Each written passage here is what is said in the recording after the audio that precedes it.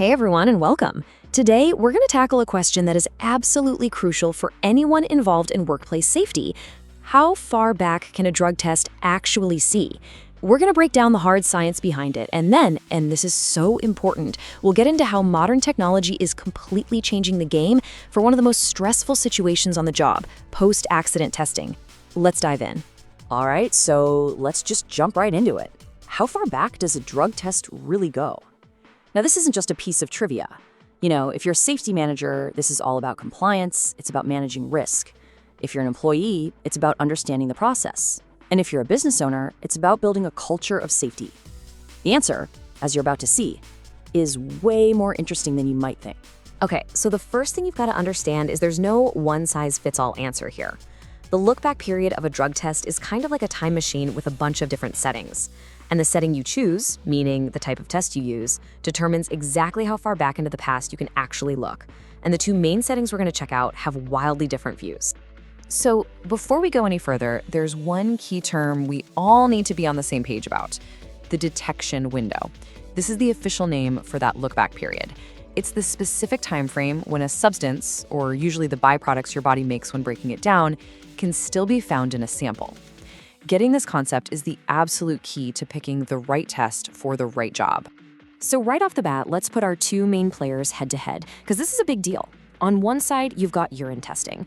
Think of this as a snapshot of the very recent past. We're talking just a matter of days. And on the other side, you've got hair testing, which is more like a history book, a timeline that stretches back for months. This huge difference means they're used for completely different things. One's for checking recent use, the other is for spotting a long-term pattern. All right, let's really dig into these two methods piece by piece. In this next section, you're going to get a super clear picture of the pros, the cons, and the perfect situations for using both urine and hair follicle tests. Let's start with the big one, the one pretty much everyone has heard of: urine testing. This is the absolute workhorse of the industry. It's used for pretty much everything, from pre-employment screens to, as we'll see, those really critical post-accident moments. It's popular because it's fast, it's pretty affordable, and it gives you a good idea of what's been going on recently. Okay, now let's get into the nitty-gritty here, because the details really matter. For things like cocaine, amphetamines, and most opiates, you're looking at a really short window, maybe 1 to 3 days. That means the test can only tell you if someone used very, very recently. But then, whoa, look at cannabis for a chronic user, up to 30 days. Why the huge difference? Well, it's because THC is fat-soluble. It actually gets stored in the body's fat cells and then slowly leaks out over a long time. That's why a regular user might pop positive for weeks, while a one-time user could be in the clear in just a few days. So the big takeaway here is that even with urine tests, the window changes a lot depending on the drug and how often it's used. But what if you don't really care about what happened last weekend? What if your job is to figure out if there is a pattern, a long-term habit over the last few months? Well, that's where urine testing just can't help you, and hair follicle testing becomes the hero. It works in a totally different way.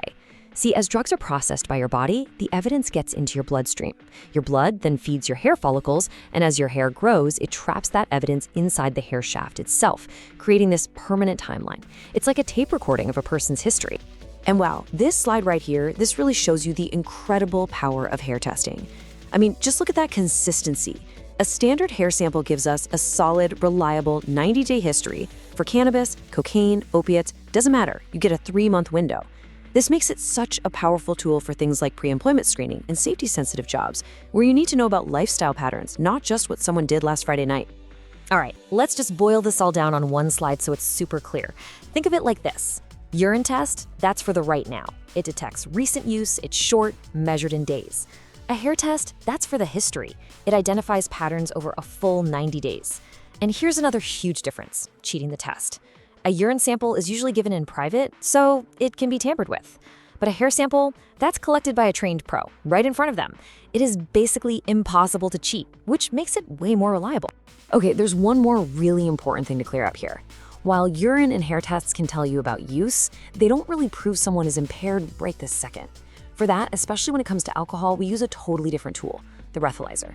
This thing measures the alcohol in someone's breath at that exact moment, which gives you a direct reading of their blood alcohol level.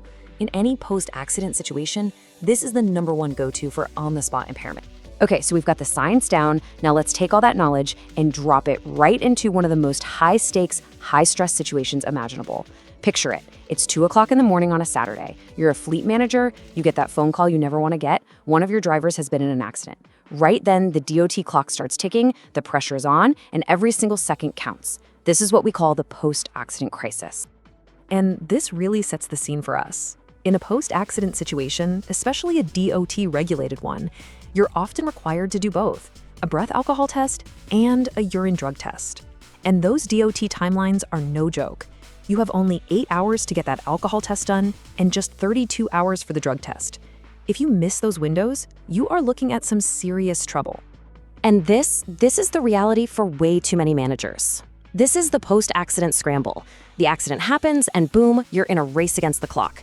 You're making one frantic call after another, desperately searching for a 24-hour clinic, praying a mobile collector picks up their phone, all while your driver has to be taken from the scene to some other location, wasting precious time. The whole thing is just a stressful manual mess filled with uncertainty and a mountain of paperwork. Okay, I've got a question for all the managers, safety directors, and business owners watching right now. If that whole scramble sounds familiar, I really want to hear from you. What's been your biggest headache, your worst story when it comes to post-accident testing? Was it finding someone at 3 a.m., the stress of that ticking clock? Drop it in the comments below. Let's talk about it. Okay, so we've talked a lot about that chaotic, stressful scramble. Now, let's talk about the solution. What if you could just replace all of that with a calm, controlled process driven by technology? What if you had a tool right in your pocket, built for this exact high-pressure moment? This is where innovation really steps up to solve a huge problem. Just look at the difference here. This is how a modern solution like ReadyCollect completely flips the script. An accident happens, you just pull out your phone, open the app, and request a test in seconds. Instantly, the system finds and dispatches a qualified collector nearby. And here's the game changer. You can track their location on a map with GPS, just like ordering a pizza or a ride. All the guesswork is gone. You get live updates and digital results, making the whole thing seamless and totally compliant. So what does all this add up to? Well, first, you get an insane response time because the system finds the closest person for the job. Next, that whole late-night panic, gone. You get real-time geo-fenced tracking, so you have total peace of mind. All of this makes staying DOT compliant so much easier, which helps boost your company's safety score. And it's not just for DOT situations. The convenience of having someone come right to your site is a massive benefit for all your employees, cutting down on lost time and hassle. All right, so let's pull all of this together. We've gone from the science inside a single strand of hair all the way up to managing a major crisis.